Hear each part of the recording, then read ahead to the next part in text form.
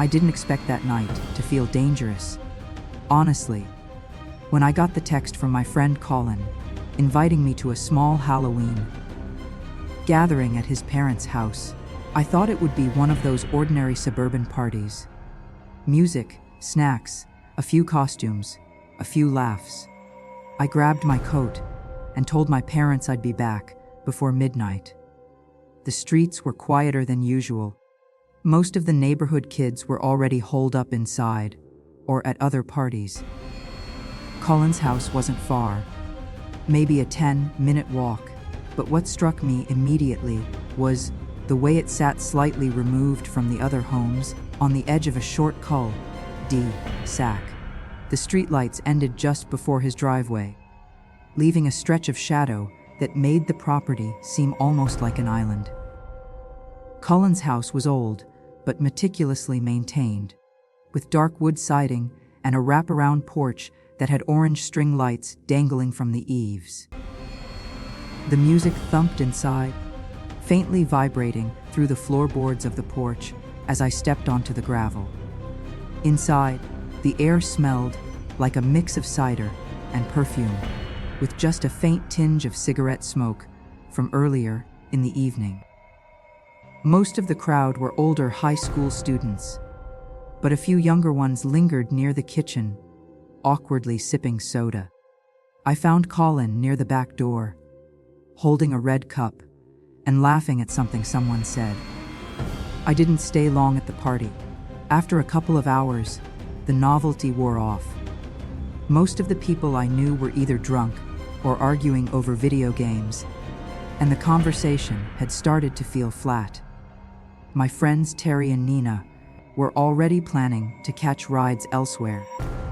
I considered staying, but something in the pit of my stomach made me want to leave, to stretch my legs and just get some air.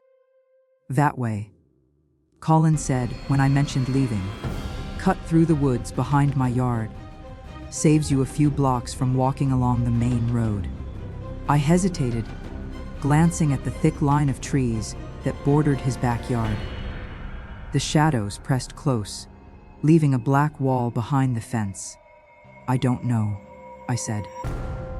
I've never gone that way. You'll be fine, Colin said with a shrug. It's faster, and the woods aren't that deep.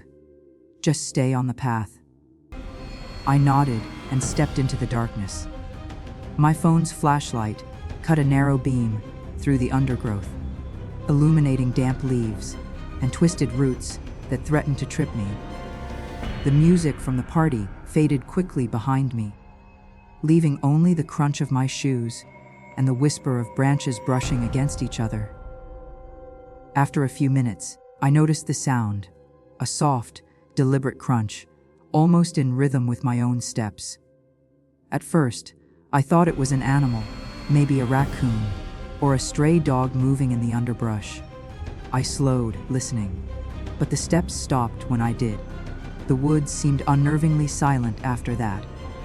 I tried to dismiss it, shaking my head and picking up my pace. Then I heard it again, unmistakable footsteps. Not quick or light, but heavy, deliberate, like someone following me. I froze and scanned the darkness with my phone, swinging the light in a wide arc. Nothing. Just branches and the occasional glint of a wet leaf. I tried to convince myself it was imagination, that maybe the sounds were echoes or my own anxiety talking. But when I started walking again, the footsteps started again. Close enough now that I could hear the snap of twigs with every step beside me. Panic pushed me forward. I ran, stumbling over roots and slipping on wet leaves, my flashlight bouncing wildly, painting the trees with jagged shadows. Every time I looked back, I saw movement just at the edge of the light, a dark shape shifting, moving parallel to me, never fully stepping into view.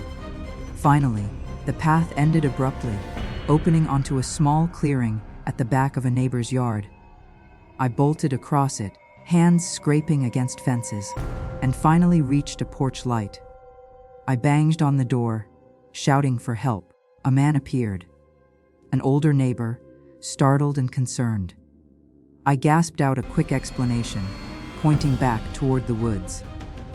He called the police, and within minutes, I could see flashlights moving among the trees. But whoever had followed me had vanished, leaving only fresh footprints and the impression of a presence that had been impossibly close. The next morning, even in sunlight, the memory lingered. The path looked innocuous, peaceful. Yet every leaf, every shadow, seemed to echo the terror of the night before. I promised myself I'd never cut through the woods again. Months later, when I was in my first year at college, I developed a morning running routine. The trail I chose ran through a small wooded area behind campus, popular enough during the day, but nearly deserted in the early hours. One morning, a dense fog hung low over the ground, swallowing everything beyond 10 feet. I pushed forward, keeping my pace steady, but I noticed footprints alongside mine that weren't there before. Heavy, boot-like impressions in the damp soil. I slowed and glanced around. The fog obscured everything, but the trail, familiar to me in daylight, now felt foreign and menacing. I considered turning back, but pride and routine kept me moving. That's when I saw him, a dark figure ahead, holding a thick branch that glinted sharply in the low light. He didn't move quickly, didn't call out. Just advanced slowly, deliberately, like he knew I would see him. My heart surged, and I forced myself to act calmly. I changed pace, feigning casual jogging, while keeping a mental count of every step and shadow. When the figure tripped over an unseen root, I seized the chance to break line of sight, darting behind a tree and crouching low. When I finally reached the safety of the parking lot, my car felt like a fortress. I didn't look back until I was inside and locked the doors. Campus security confirmed later that he had been living in the woods, moving from campsite to campsite, and had already frightened other joggers. The realization made every early morning run, every familiar footpath, feel suddenly fragile, a reminder that the ordinary can conceal the extraordinary danger lurking just out of sight. Even earlier in my life, Halloween had introduced me to the same kind of creeping fear. One year, when I was 11, I went trick or treating with my best friend Dylan, his younger sister Emma, and a few neighborhood kids. We navigated familiar streets, laughing and comparing candy, until we reached a house that seemed abandoned. Dark, overgrown, entirely silent. Despite the warning signals, curiosity and peer pressure drew us forward. When a man opened the door, seemingly normal but unsettlingly calm, he invited one of our friends inside.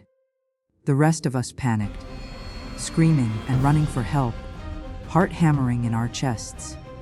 The man vanished before the police arrived, leaving only the memory of what could have happened. The thin line between childhood fun and unimaginable danger. Even as adults, the lessons of those nights remain that danger often hides in familiar spaces, that shadows stretch further than we expect, and that vigilance is not paranoia, but survival. The summer after that, I moved into my own apartment just off a quiet residential street. It was small but charming, with a back patio that overlooked a patch of undeveloped woods. Most days, it felt safe, suburban tranquility at its best. But even in the sunlight, shadows lingered in ways I couldn't explain. Like the trees remembered the night I had run through the fog. One evening, I decided to take a short walk before dinner, hoping to clear my mind after a long day of classes and assignments. The streets were deserted, the kind of silence that usually comforted me, but that evening felt different. The air had a sharpness to it, a subtle tension that made me notice every leaf rustle, every distant car. I started down the sidewalk toward the woods behind my building, the familiar trail that curved through the trees. About halfway in, I noticed something off. At first, it was subtle. A shadow between two oaks that didn't belong. A fleeting movement in my peripheral vision. I paused, telling myself it was the play of streetlights through branches, that my mind was on edge after everything that had happened last year. But then I heard footsteps. Soft at first, distant, almost polite in their quietness. I stopped. The sound mirrored mine. I shifted my weight, trying to spot the source. There was nothing. No figure. Nothing except the thickening darkness as the sun dipped lower behind the trees. I tried to ignore it and kept walking, but the footsteps continued. Every few seconds, they would come again, deliberate and steady, matching my pace exactly. I picked up speed, forcing myself not to run, fearing that sudden panic would give away my fear. Still, the presence persisted. I reached a small clearing where a bench sat, half hidden by ivy. I crouched behind it, heart hammering, and waited. The footsteps stopped immediately. Silence. Then I heard a soft whisper, a voice too faint to understand, but undeniably human. My stomach dropped. I waited, frozen, straining to hear anything else. When nothing came, I made a calculated decision. I needed to get to a well-lit area. I moved quickly, hugging the side of the path, avoiding the open spaces. And that's when I saw him. A man, maybe in his late 30s, dressed in dark clothes, standing between two trees, partially hidden in shadow. He didn't advance. He didn't retreat. He just watched. I froze. My mind raced through every horror story I'd ever read, every news report about attacks in quiet suburban areas. But what struck me most was the calmness in his posture. The patience of someone who had done this before, who had chosen this moment intentionally. I didn't think rationally. I ran. I ran as fast as my legs would carry me, navigating the uneven trail, avoiding roots and rocks, using every ounce of energy to push forward. Behind me, I heard the crunch of leaves, faint but distinct. The man was following, not chasing with reckless abandon, but matching my pace, maintaining a terrifying calmness. Finally, I emerged onto a small street lined with houses. Porch lights glimmered like beacons of safety. I sprinted to the nearest house, pounding on the door until a middle-aged couple appeared, alarmed. I gasped out my story, pointing toward the woods. They called the police immediately. Within minutes, patrol cars arrived, shining their spotlights into the trees. The man was gone. The officers found footprints, boot prints leading into the woods, and stopping abruptly, as if the person had melted into the shadows. No one ever reported seeing him again, but signs suggested he had been camping nearby, watching. The woods were eventually patrolled more frequently, but I stopped taking that trail. The memory lingered, like a shadow on my psyche. Months passed. Life continued in a normal rhythm, but I found myself more aware, more cautious, noticing small details I'd never cared about before. It wasn't just paranoia, it was instinct. Then came another Halloween, years later, when I had moved into a small town near the outskirts of a larger city. The neighborhood was friendly, quiet, the kind of place where kids left candy bowls on their porches and parents chatted over fences. I had invited a few friends over for an early evening walk, partly for nostalgia and partly because the town's decorations were particularly impressive that year. We walked casually, carrying bags and laughing about costumes, when we reached a house that immediately felt wrong. Unlike the others, which glowed with orange and purple lights, this house was dark. The lawn was overgrown, the windows opaque with dust, and the air seemed colder near the porch. My friends hesitated, whispering suggestions to move on, but curiosity and the daredevil thrill of youth pushed them forward. A man answered the door, mid-30s, average build, wearing casual clothes. but his calm demeanor didn't match the setting. "Looking for something special?" he asked, voice soft but deliberate. There was no warmth. I felt a knot in my stomach. Something about his posture, the slight tilt of his head, the slow precision of his movements, reminded me of the fog-covered trail of the figure in the college woods. We hesitated. One of our friends, braver than the rest, stepped forward. The man smiled faintly and stepped aside. "Come on in. Just for a minute." Instinct screamed at me to run. I grabbed my friend's arm, shaking my head, whispering, "No, don't."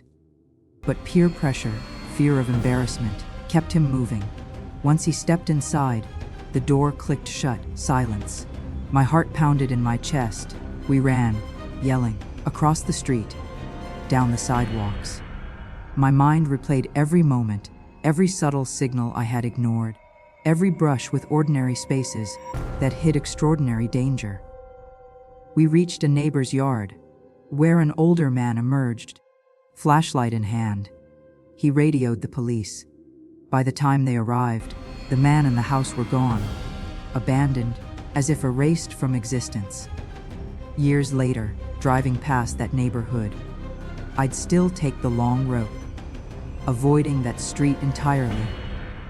I learned something fundamental in all these experiences. The familiar can be the most dangerous. The ordinary streets, the harmless woods, the quiet houses, they conceal possibilities that defy expectation.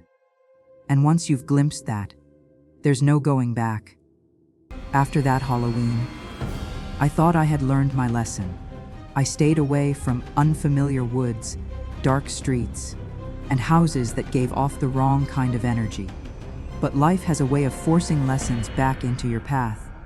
It was late October, a few years after college, and I had returned to my hometown for a short visit. The air had that crisp autumn sharpness, the kind that bites at exposed skin, and the leaves had begun to turn brilliant shades of orange and red.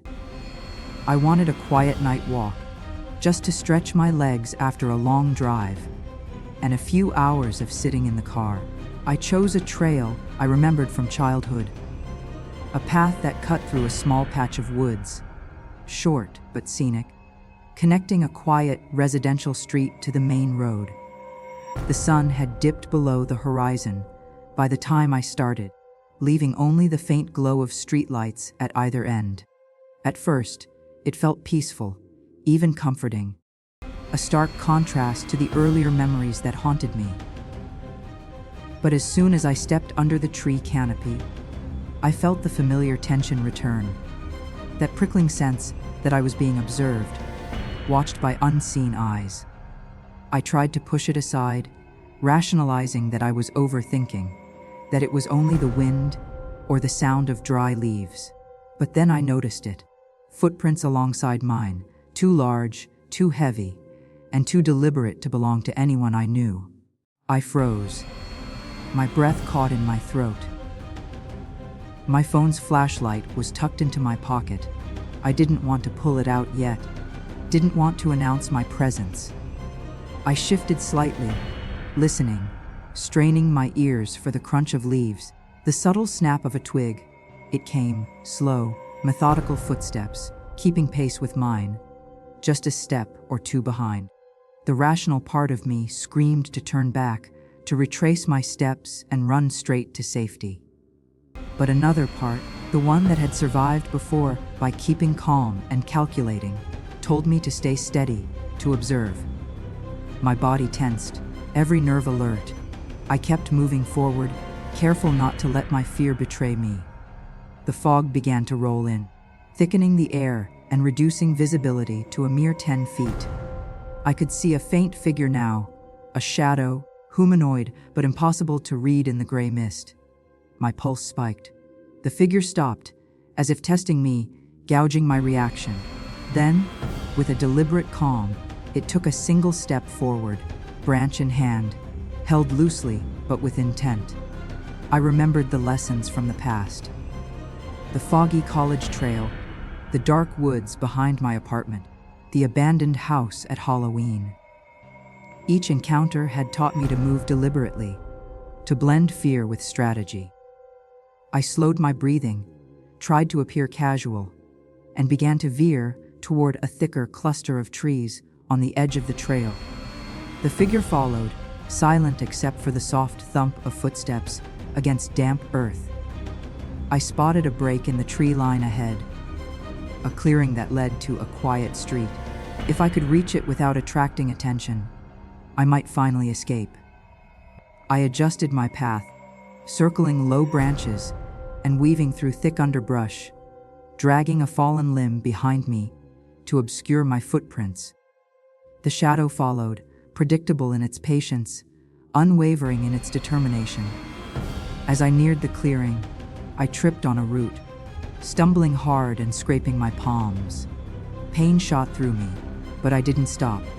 The figure hesitated for a moment, almost as if calculating whether to advance or retreat. That hesitation was all I needed. I scrambled to my feet and sprinted across the last few yards, bursting into the streetlight's glow. The world seemed suddenly safe, banal even, as the ordinary street replaced the suffocating tension of the woods. I pounded on the nearest door, an older couple, familiar from years before. They gasped at the sight of me, pale and out of breath, and quickly called the police.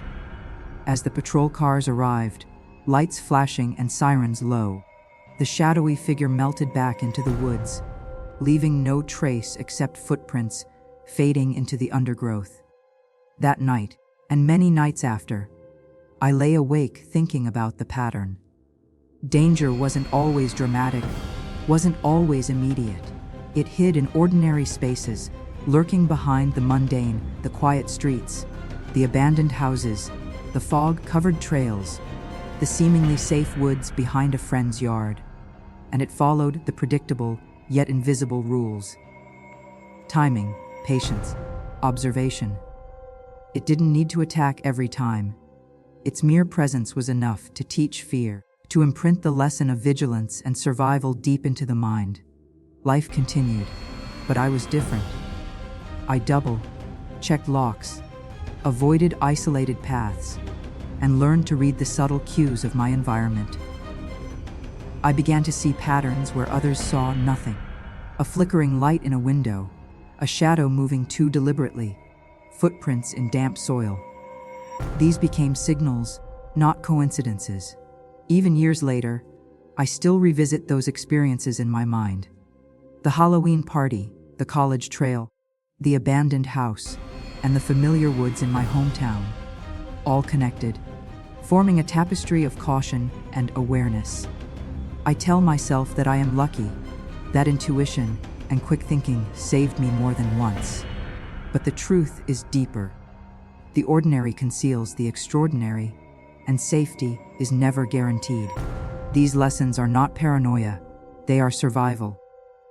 And the knowledge, while chilling, offers a certain kind of empowerment.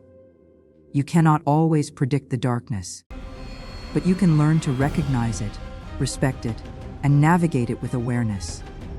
If this story resonates with you, if it makes you pause, look twice at your own surroundings, and reconsider the ordinary, then share this story with someone you care about. And if you want more tales that blend realism with psychological suspense, remember to like, share, and subscribe to Dark Voice. The ordinary world is never as safe as it seems. But awareness is the first step toward survival.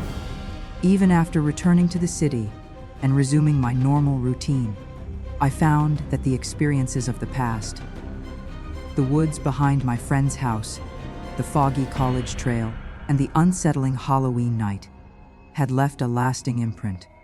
Ordinary spaces no longer felt mundane. Every quiet street, every poorly lit path, every abandoned property held the potential for hidden danger. What I had learned over the years was subtle, but profound. Fear was not always about confrontation.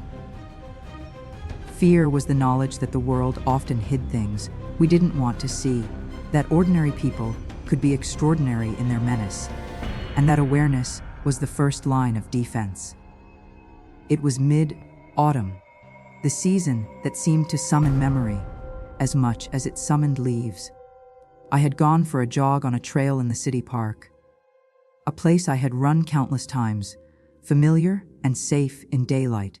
But on this particular morning, the fog rolled in unusually thick, swallowing the trees in white and muting all sound except my rhythmic footsteps on the damp path. I noticed footprints beside mine almost immediately. Heavy, boot-like impressions that didn't match my own. I froze, my heartbeat accelerating, remembering every past encounter. The shadows seemed to move with intention, not randomly, as if the fog itself concealed a presence waiting for the right moment to strike. I scanned the area, trying to rationalize what I saw, but there was no denying it. Something was following me. At first, I tried to convince myself it was another runner, someone jogging late. But there was no sound of breathing, no incidental noise of exertion, only the deliberate crunch of footsteps mirroring mine. My mind raced through options. Should I turn around? Should I try to outrun it? But experience had taught me that panic was dangerous. I slowed, masking my fear, pretending to jog normally, while my mind calculated every possible escape. Every tree, every branch, every shadow became a potential tool. Then I saw him, a figure emerging from the fog. Dark clothing, indistinct features, holding what appeared to be a thick branch, sharpened at one end. He didn't run, didn't shout.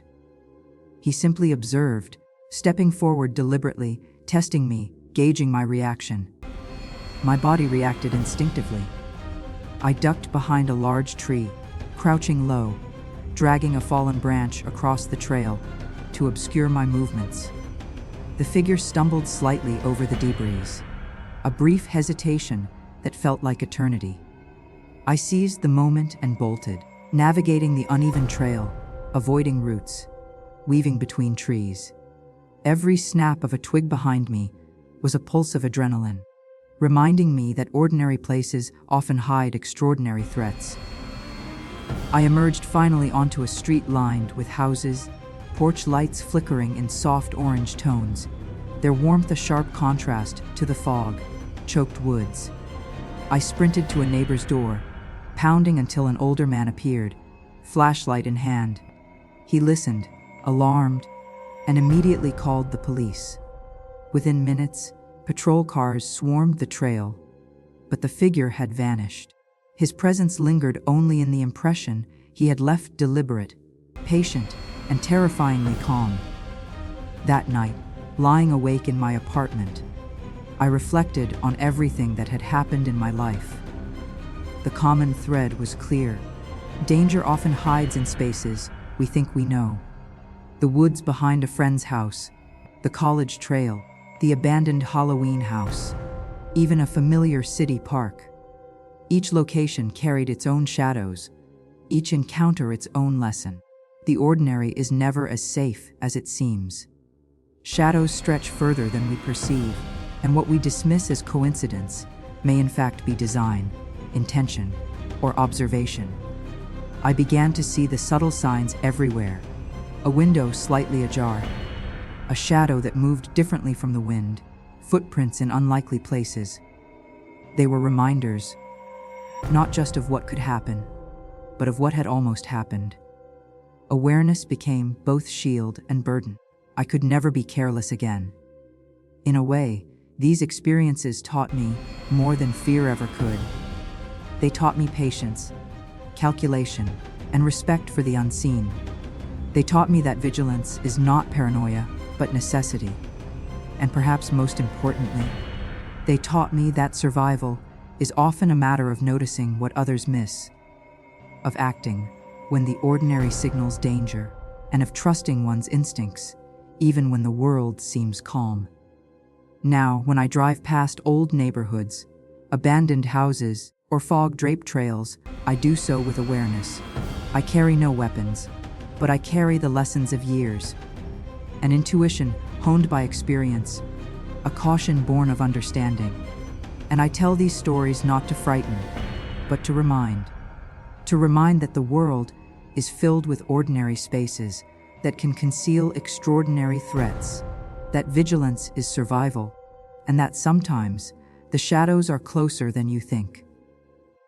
If this story has made you pause, question your surroundings, or feel the thrill of a hidden danger lurking in the familiar, share it with someone you care about. Spread the awareness, and if you want more tales that explore the thin line between the ordinary and the terrifying, remember to like, share, and subscribe to Dark Voice. The ordinary world is never as safe as it seems, but awareness, caution, and respect for the unknown can guide you through the shadows.